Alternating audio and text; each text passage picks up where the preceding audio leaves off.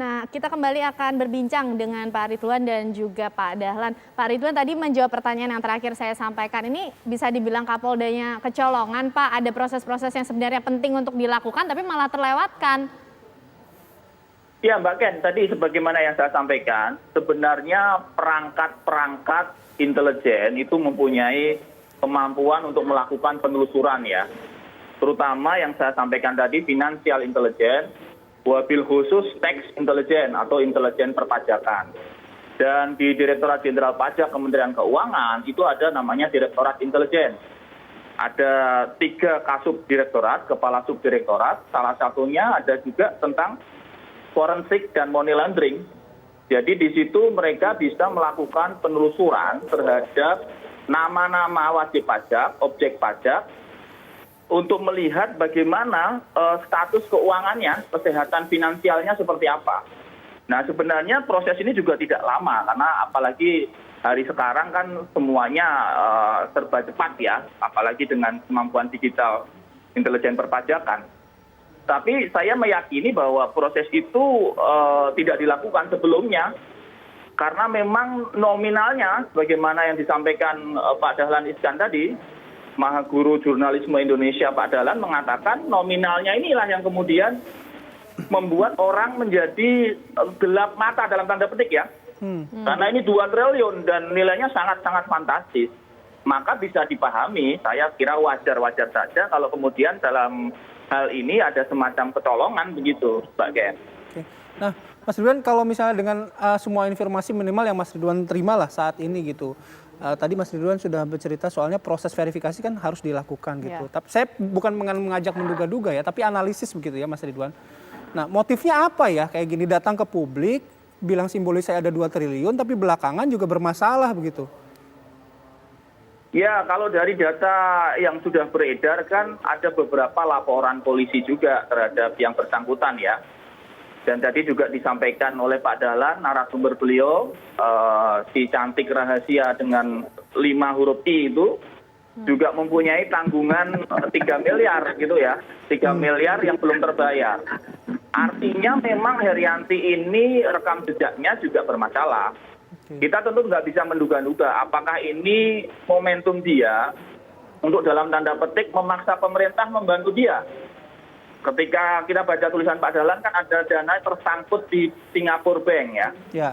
Bisa saja kemudian ini Herianti melihat ini ada satu celah di mana pemerintah ini daripada malu, maka mati-matian harus bantu dia cairkan itu, gitu.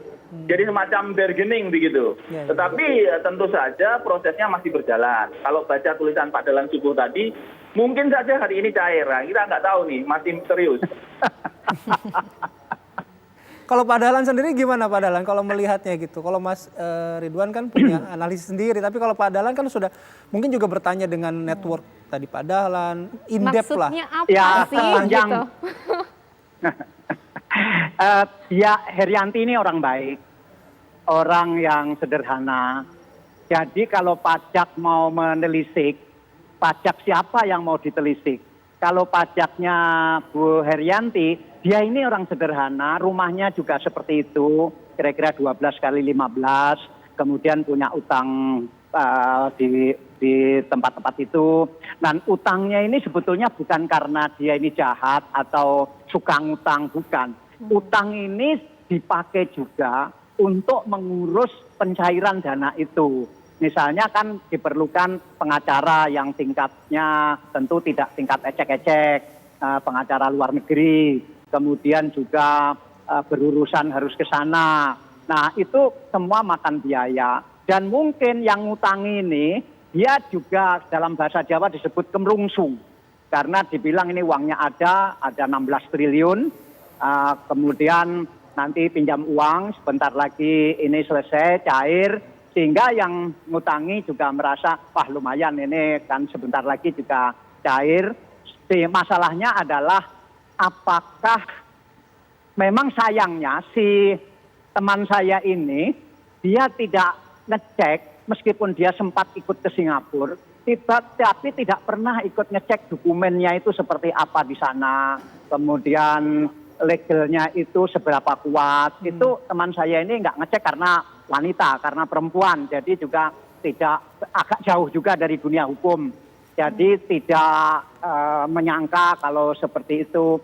Sehingga apakah Herianti sendiri ini sebetulnya juga tertipu oleh calo-calo perkara, oleh katakanlah orang yang cari uang dengan cara seperti itu, dan yang cari uang dengan cara seperti itu luar biasa banyaknya termasuk di luar negeri. Itu luar biasa banyaknya.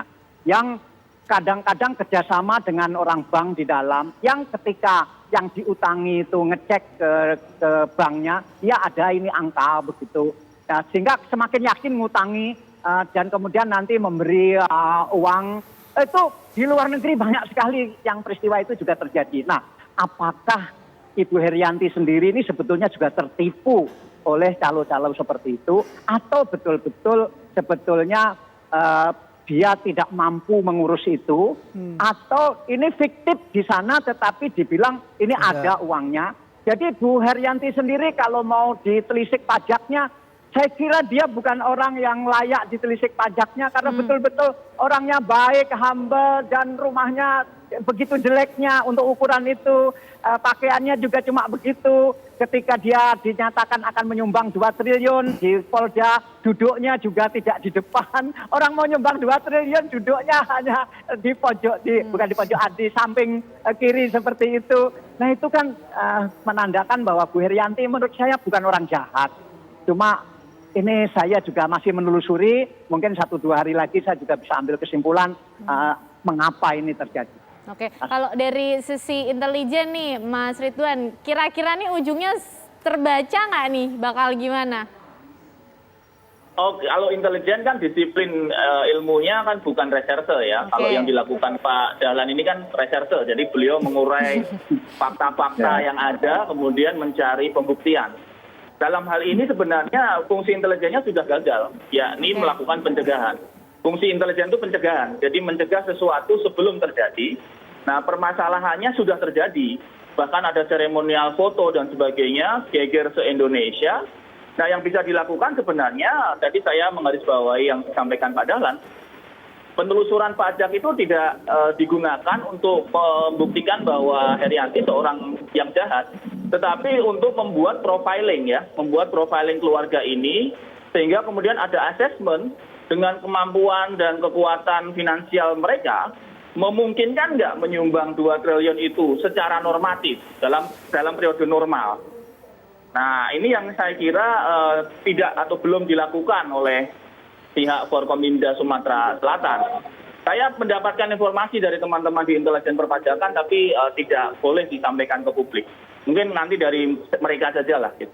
Oke, nah kalau Pak Dahlan kalau melihat peristiwa ini secara keseluruhan, yang missing link-nya ada apa sih Pak gitu? Maksudnya kok bisa gitu, kita melihat semua kok kayaknya jadi kena prank gitu ya. Tadi kalau intelijen sudah dijelaskan tadi sama Mas Ridwan gitu, tapi kalau melihat secara holistik, kok ada ya kejadian seperti ini gitu loh Pak?